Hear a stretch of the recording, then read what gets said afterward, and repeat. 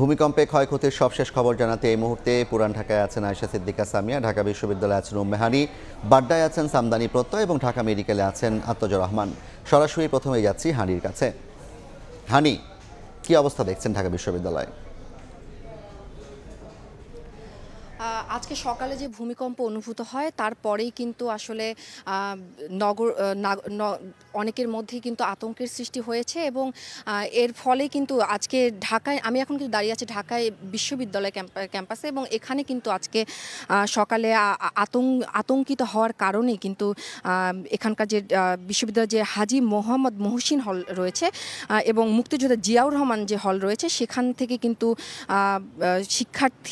কয়েকজন শিক্ষার্থী কিন্তু আতঙ্কিত হয়ে আসলে উঁচু তলা থেকে লাফ দেন এবং তারপরে কিন্তু তারা আহত হন। এবং আমরা যতটুকু জেনেছি এখানকার যে পরিস্থিতি থেকে আমরা যতটুকু জেনেছি, মুক্তিযোদ্ধা জিয়াউর রহমান হলের যে শিক্ষার্থী রয়েছিলেন তার আসলে তার পা ভেঙে গিয়েছে এবং তারপরেই কিন্তু তাকে দ্রুত ঢাকা মেডিকেল কলেজ হাসপাতালে নেওয়া হয় এবং মহসিন হলে যে দুই শিক্ষার্থী আহত হয়েছেন তারা কিন্তু আমরা যতটুকু জানতে পেরেছি তারা কিন্তু গণযোগাযোগ ও সাংবাদিকতা বিভাগের 2018-19 শিক্ষাবর্ষের শিক্ষার্থী তারা, এবং তার নাম যতটুকু আমরা জানতে পেরেছি যে তানজিন আহমেদ, এবং অন্যজন একই শিক্ষাবর্ষের থিয়েটার অ্যান্ড পারফরমেন্স স্টাডিজের বিভাগের শিক্ষার্থী এবং দুজনেই কিন্তু উপর থেকে লাফ দিয়ে আসলে নিচে পড়েন এবং আঘাত পান। এবং এদিকে কিন্তু আমরা আরও জেনেছি যে স্যার এএফ রহমান হলের এবং আরও একটি কক্ষে কিন্তু ক্ষয়ক্ষতির ঘটনা ঘটেছে এবং ভূমিকম্পের সময় কিন্তু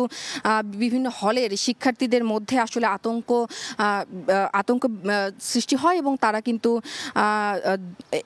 শিক্ষার্থীদের কিন্তু দৌড়ে নিচে নেমে আসে এবং এখানে আমরা যতটুকু দেখেছি যে এখানকার যে বহুতল ভবনগুলো রয়েছে সেখানে কিন্তু আসলে ভূমিকম্পের সময় কিন্তু সেই বহুতল ভবনগুলো থেকে কিন্তু আসলে আতঙ্কিত হয়ে সবাই নিচে নেমে এসেছিল। এবং এখন এই মুহূর্তে রয়েছেন পুরান ঢাকায় আমাদের আরেকজন সহকর্মী সামিয়া, তিনি জানাবেন সেখানকার সর্বশেষ। আজ সকালে যে ভূমিকম্পটি অনুভূত হয়েছিল 5.7 মাত্রার, সেটির প্রভাব কিন্তু সারা দেশেই পড়েছে। তেমনি পুরান ঢাকার আরমানিটোলার বংশীটলি যে এলাকাটি আছে সেখানে কিন্তু আমরা জেনেছি যে 3 জন নিহত হয়েছেন সেই ঘটনায়। অর্থাৎ পুরান ঢাকার ওই এলাকাটিতে আসলে ভবনের কার্নিশ ভেঙে পড়ে আসলে সানসেট ভেঙে পড়ে আসলে 3 জন নিহত হন, পথচারী নিহত হন এবং এই 3 জনই কিন্তু পুরুষ। এখন পর্যন্ত আমরা এই 3 জনের যেটি জানতে পেরেছি, প্রাপ্তবয়স্ক একজন ছিলেন যার নাম সবুজ এবং দ্বিতীয় বর্ষের সলিমুল্লাহ মেডিকেল কলেজে দ্বিতীয় বর্ষের একজন শিক্ষার্থী রাফিউল ইসলাম রাফি, তিনি কিন্তু নিহত হয়েছেন। আর একজন শিশু অজ্ঞাত, তার পরিচয় এখনও জানা যায়নি এবং যতটুকু আমরা জানতে পেরেছি স্বজনদের কাছে এখনও তার মৃতের যে খবরটি সেটি পৌঁছায়নি এবং যার ফলে তার নামটি এখনও আমরা জানতে পারিনি। এবং আরও একটু জানিয়ে রাখি, sir Salimullah medical college Mitford হাসপাতালে কিন্তু এখনও প্রায় 20 জন আহত হয়ে চিকিৎসাধীন আছেন এবং তারা কিন্তু প্রত্যেকেই ভূমিকম্প যেটি হয়েছে সেই ভূমিকম্পর ফলে বিভিন্ন মাধ্যমে তারা আহত হয়েছেন এবং হাসপাতালে এসেছেন চিকিৎসা নিতে। আমরা হাসপাতালে দেখছি যে স্বাভাবিক কার্যক্রম যাতে পরিচালনা করে সেই জন্য কিন্তু আনসারের একটি দল কিন্তু এখানে আছেন এবং তারা সেটি দেখছেন, তদারকি করছেন। একই সাথে আমরা ঘটনাস্থলে সকাল থেকেই ছিলাম এবং সেই স্থানে আমরা দেখেছি যে সাধারণ স্থানীয়রা আছে তাদের মধ্যে এক ধরনের আতঙ্ক আমরা লক্ষ্য করেছি। তারা আতঙ্কিত হয়ে কিন্তু বলছিলেন যে ঘটনা ঘটার অর্থাৎ ভূমিকম্পের 2 ঘন্টা পরেও কিন্তু তারা আসলে বাহিরে চলাফেরা করছিলেন, বাসায় যেতে তারা ভয় পাচ্ছেন। একই সাথে তারা বলছেন যে পুরান ঢাকার গিঞ্জি এলাকা হওয়ার ফলে যেই বাড়িগুলো আছে একে অন্যের সাথে কিন্তু বেশ লেগে থাকে, এর ফলে যদি বাহিরেও অবস্থান করেন তারপরেও তারা কিন্তু নিরাপত্তার ঝুঁকিতে আসলে নিজেদেরকে অনুভব করেন। এই মুহূর্তে মর্গে কিন্তু আছে যেই 3 জন মারা গেছেন তাদের মরদেহ, মর্গ থেকেই আসলে আমরা কিছুক্ষণ আগে এখানে এসেছি এবং মর্গে কিন্তু কোনো স্বজনদেরকে আমরা সেভাবে দেখতে পাইনি। অনেকের পরিবার এখনও আসলে তাদের যে সন্তান হারিয়েছেন, যে মাটি, তার খবর কিন্তু এখন তাদের কাছে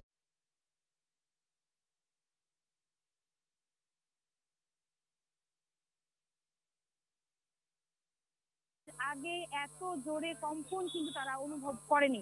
তো আমরা এই মিটফোর্ড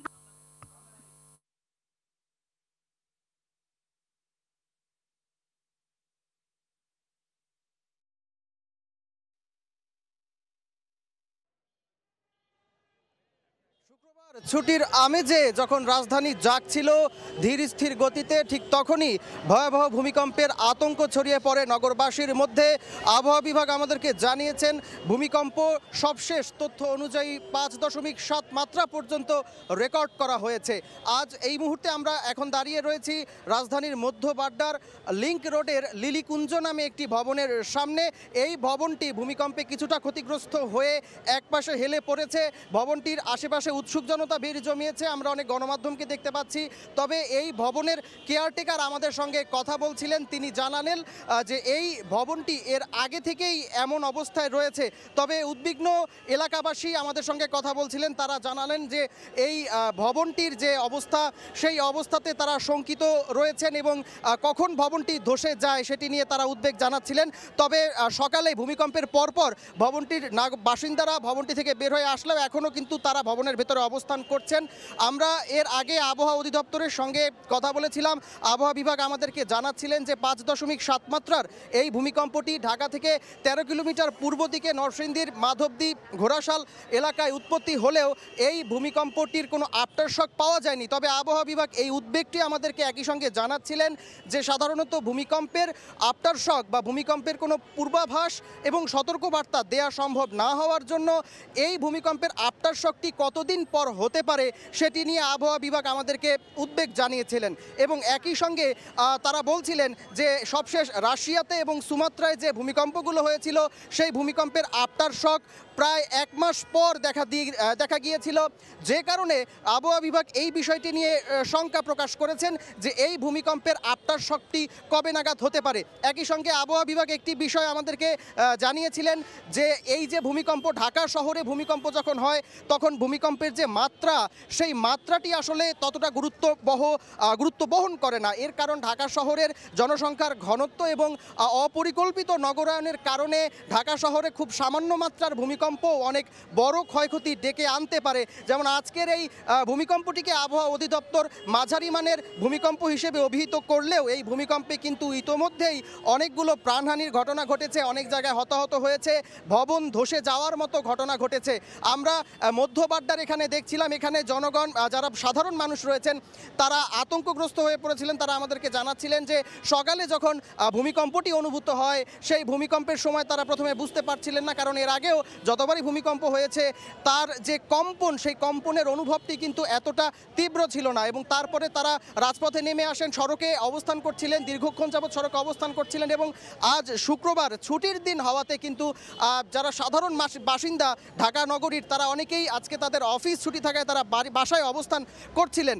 এবং একই সঙ্গে যে বিষয়টি খুবই গুরুত্বপূর্ণ সেটি হচ্ছে এ ধরনের ভূমিকম্পগুলোর আগ মুহূর্তে কোনো সতর্কবার্তা না থাকার কারণে যে ভূমিকম্পের যে অবস্থান সে অবস্থানটি জানা যায় না এবং ভূমিকম্পের কোনো পূর্বাভাস না থাকায় এই বিষয়টি নিয়ে কোনো সেফটি মেজারের যে বিষয়টি অর্থাৎ আগে থেকেই সতর্ক হওয়ার সে বিষয়টিও কিন্তু পাওয়া যায় না। তবে এই বাড্ডার যে ভবন ধসে বা ভবন হেলে পড়ার যে বিষয়টি আমরা লক্ষ্য করছি, এখানে লিলিকুঞ্জ নামের এই ভবনটি কিন্তু আমরা যদি দেখে থাকি যে এই ভবনটি একাধিক তলাবিশিষ্ট ভবন হলেও এই ভবনটিতে এখন পর্যন্ত ভেতরে কোনো ফাটল বা ভেতরে কোনো ক্ষয়ক্ষতি হয়েছে বলে আমরা এখনো জানতে পারিনি। তবে একই সঙ্গে এই ভবনের বাসিন্দারা কিন্তু আমাদেরকে জানাচ্ছিলেন যে তারা ভবনটি থেকে সকালে বের হয়ে আসলেও এখন তারা ভবনের ভেতরে অবস্থান করছেন এবং তারা কোনো শঙ্কা আমাদেরকে জানাচ্ছেন না। কিন্তু এখানে যারা আশেপাশের বাসিন্দা রয়েছেন, অন্য পাশের ভবনের বাসিন্দা রয়েছেন, তারা উদ্বেগ জানাচ্ছিলেন যে তারা বলছিলেন যে তারা এই ভবনটি ধসে যাওয়াতে বা ভবনটি কিছুটা হেলে যাওয়াতে তারা শঙ্কা প্রকাশ করছেন। আমরা কিছুক্ষণ আগে আবহাওয়া বিভাগে ছিলাম, সেখানে আমরা কথা বলে জেনেছিলাম যে আবহাওয়া অধিদপ্তর আমাদেরকে সবশেষ জানিয়েছিলেন যে এ ধরনের যে ভূমিকম্প, এই ভূমিকম্পর মূল কারণ হচ্ছে বাংলাদেশের ভৌগোলিক অবস্থান, অর্থাৎ ভৌগোলিকভাবে বাংলাদেশ ইউরেশিয়ান প্লেট এবং টেকটনিক যে প্লেটগুলো রয়েছে সেই প্লেটের মধ্যে মায়ানমার এবং বার্মা যে প্লেট এবং একই সঙ্গে ইউরেশিয়ান প্লেটের মধ্যবর্তী অবস্থানে থাকার কারণে কিন্তু বাংলাদেশ ভূমিকম্প প্রবণ অঞ্চল হয়ে উঠেছে। এবং এর আগেও নরসিংদীর সেই মাধবদী এবং ঘোড়াশাল সেই জায়গাটি বাংলাদেশের যে মাধবদী ফল্ট বলে যে টেকটনিক প্লেটের অবস্থান, সেই অবস্থানটির কারণে কিন্তু এই অঞ্চলটি ভূমিকম্প প্রবণ হয়ে উঠেছে। একই সঙ্গে আমরা যদি দেখি এর আগে কিছুদিন আগে আমাদের পার্শ্ববর্তী দেশ মায়ানমারে এবং ভারতেও কিন্তু ভূমিকম্প অনুভূত হয়েছে, যার কারণে এই ভূমিকম্প প্রবণ বাংলাদেশের এই অঞ্চলটিতে আমরা যদি দেখে থাকি সেখানে ভূমিকম্পের পূর্বাভাস বা সতর্কবার্তা না থাকার কারণে জনগণ সাধারণ মানুষদেরকে আবহাওয়া অধিদপ্তরের পক্ষ থেকে এবং দুর্যোগ ব্যবস্থাপনা বিভাগের পক্ষ থেকে ভূমিকম্প জায়গার যে ভূমিকম্পের যে জায়গাটি সেই জায়গাটি নির্ধারণ করা সম্ভব হয় না, যার কারণে কিন্তু দুর্যোগ ব্যবস্থাপনা বিভাগ এই ব্যাপার থেকে সবাইকে আগে থেকে যে সতর্ক অনুষঙ্গগুলো রয়েছে সেগুলো নিয়ে রাখতে বলেন।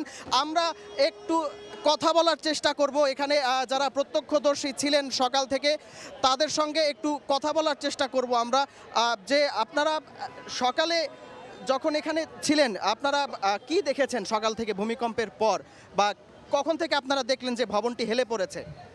আসলে যখন ভূমিকম্পটি হয় তখন আমি বাড়িধারা 13 নম্বরে ছিলাম, ওখানে আমাদের বেকিং ক্লাস ছিল। তো আমরা হঠাৎ করে বসে দেখতেছি যে বিল্ডিং চেয়ারগুলো কেঁপে উঠতেছে। তো তখন আমরা সবাই জরুরি এক্সিট দিয়ে নিচে নেমে যাই এবং নিচে অবস্থান করি। এরপরে এখন এই মুহূর্তে আমি এই বিল্ডিংটিতে অবস্থান করছি। জি, আমরা দেখছিলাম একজন প্রত্যক্ষদর্শীর সঙ্গে কথা বলছিলাম। আমরা আরেকজনের সঙ্গে একটু কথা বলতে চাইবো যারা এই ভবনটির এখানে ছিলেন এবং সকাল থেকে দেখছিলেন এই ভবনের অবস্থা। একটু জানাবেন যে সকাল থেকে আপনাদেরকে এখানে অবস্থান করতে দেখা যাচ্ছে, আপনারা সকাল থেকে কি দেখছেন? জি, বাড্ডার ম্যাক্সিমাম বিল্ডিংগুলোই আগের যে বিল্ডিংগুলো আছে সবগুলো বিল্ডিংয়ে ফাটল সৃষ্টি হয়েছে। বাড্ডা যেসব বিল্ডিংগুলো আছে আগের বিল্ডিংগুলো, আর এই বিল্ডিংগুলো স্পেশালি আপনার দেখতে পারবেন যে নিচে ভালো একটা ডিস্টেন্স আছে, স্পেস আছে, কিন্তু উপরে যে এই বিল্ডিংটার সাথে হেলে গেছে। এটা আমাদের বাড্ডা যারা আমরা আছি এটা একটা আতঙ্ক আমরা বিরাজ করতেছি মনের মধ্যে। এই তো দর্শক, আমরা কথা বলছিলাম এখানে প্রত্যক্ষদর্শী কয়েকজনের সঙ্গে। একই সঙ্গে একটি বিষয় খুবই লক্ষণীয় যে সেটি হচ্ছে যে এই ভবনটির পাশেই কিন্তু একটি পেট্রোল পাম্প রয়েছে এবং সেটির একটি উদ্বেগ রয়েছে এখানে সাধারণ জনগণের মধ্যে যে এই ভবনটির পাশে একটি পেট্রোল পাম্প থাকার কারণে ভবনটি ধসে যদি কোনো কারণে সেই পেট্রোল পাম্পটি ক্ষতিগ্রস্ত হয় সেক্ষেত্রে এখানে আরও বড় ক্ষতির আশঙ্কা করছেন এখানকার স্থানীয় বাসিন্দারা এবং তারা উদ্বেগ জানাচ্ছিলেন। এই মুহূর্তে আমরা চলে যাব সরাসরি ঢাকা মেডিকেল কলেজ হাসপাতালে, সেখানে কথা বলছেন স্বাস্থ্য উপদেষ্টা। সরাসরি চলে যাচ্ছি আমরা সেখানে।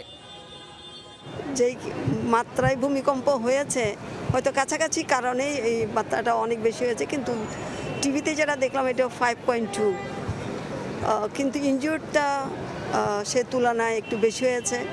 ঢাকার যেগুলো ছাত্ররা এখানে ভর্তি হয়েছেন তাদের কেউ অনেকটা প্যানিকে হয়ে একজন দোতলা থেকে লাফ দিয়েছে, আরেকজন দোতলায় নামতে গেছিল, সেখানেই ঝুলেছিল, ওখান থেকে পরে ব্যালেন্স হারিয়ে পড়ে গেছে। এরকম নানান বিষয়গুলো আসছে।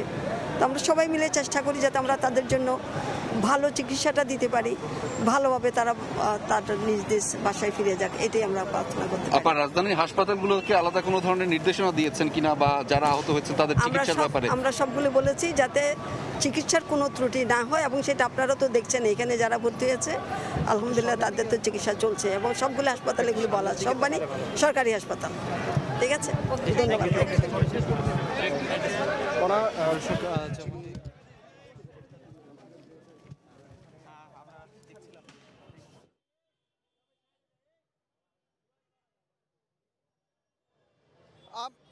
এই মুহূর্তে আমরা এখনো বাড্ডার এই লিংক রোডের অবস্থানে করছি। আমরা এখানে দেখতে পাচ্ছি যে ভবনটি, সেই ভবনটির সামনে উৎসুক জনতা এখনো অবস্থান করছে এবং এই উৎসুক জনতা তারা এই ভবনটির যে অবস্থান সেই অবস্থানে সামনে আমরা দেখতে পাচ্ছি। তবে সবচেয়ে বড় যে বিষয়টি সেটি হচ্ছে যে এই ভবনটির সামনে উৎসুক জনতার ভিড়, সেটি কিন্তু এই যে রাস্তায় যে একটি যান চলাচল সেখানে কিন্তু ব্যাঘাত সৃষ্টি করছে। যেটি বলছিলাম দর্শক, সেটি হচ্ছে যে আমাদের এই ভবনটির পাশেই একটি পেট্রোল পাম্প রয়েছে। সেই পেট্রোল পাম্পের কয়েকজনের সঙ্গে আমরা কথা বলতে চাচ্ছিলাম। সেই ভবনটির পাশে যে পেট্রোল পাম্পটি রয়েছে সেই পেট্রোল পাম্পে কর্মরতরা আমাদেরকে জানাচ্ছিলেন যে এই ভবনটি ধসে যদি কোনোভাবে পেট্রোল পাম্পের কোনো ক্ষয়ক্ষতি ঘটে সেক্ষেত্রে এই ভবনটির পাশ থেকে একটি অগ্নিকাণ্ডের ঘটনা ঘটতে পারে। ঢাকা শহরে সাধারণত অবকাঠামোগত দুর্বলতা এবং ভবন নির্মাণজনিত যে নিয়মকানুনগুলো রয়েছে সেই নিয়মকানুনগুলো মেনে না চলার কারণে ছোটোখাটো ভূমিকম্পেও অনেক বড় ঝুঁকি রয়েছে বলে আবহাওয়াবিদরা আমাদেরকে জানিয়েছিলেন। বাড্ডা থেকে ভূমিকম্পের এবং ভবন ধসের অবস্থান নিয়ে এই ছিল আমার কাছে সবশেষ। ভূমিকম্পে ক্ষয়ক্ষতির খবর জানতে যুক্ত ছিলাম রাজধানীর বাড্ডা, বংশাল এবং নরসিংদী থেকে।